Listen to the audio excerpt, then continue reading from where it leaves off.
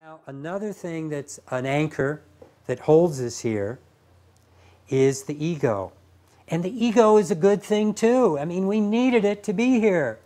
It's like you watch a little kid.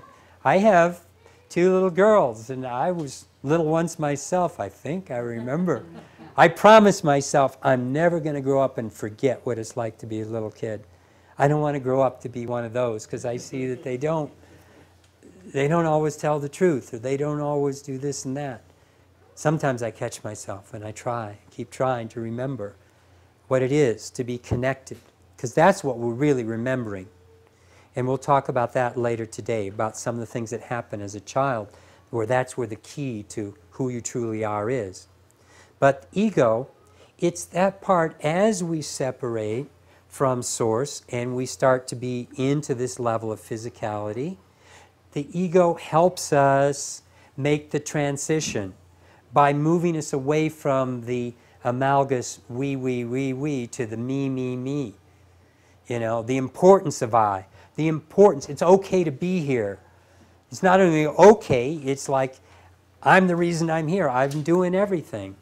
I can create it. And pretty soon, you know, it helps us create that separation and do it, you know, without too much wounding, so we don't feel too much pain. But as we grow and as we evolve, we start to discover that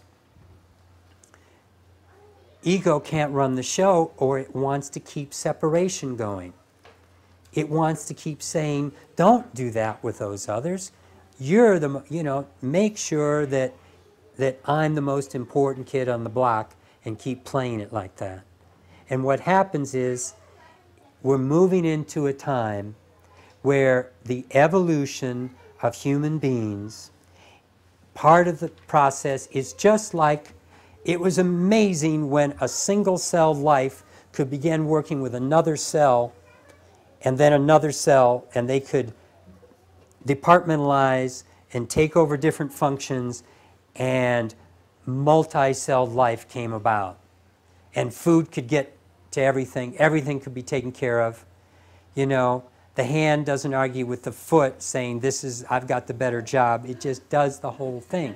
So what we are starting to discover now is how to create that with the seemingly disparate, separate beings, human beings. Here are all these little separate. So as ego starts to go further into the background, that higher aspect of who we are starts coming forward, where we start seeing, I am part of the whole play. If I hurt someone or something, I'm hurting myself. What I do to others, I mean, it's like Christ said it a long time ago, a lot of spiritual leaders have said it. We are on the threshold of starting to put it into practice, of having, you know, different aspects of human beings start to work together in ways that are very incredible. And you do it by beginning to love your ego and thank it for what it has done for you, and give it things to do to keep it busy. You know, there's a lot to be done on this planet, and the ego can have things to do that are okay.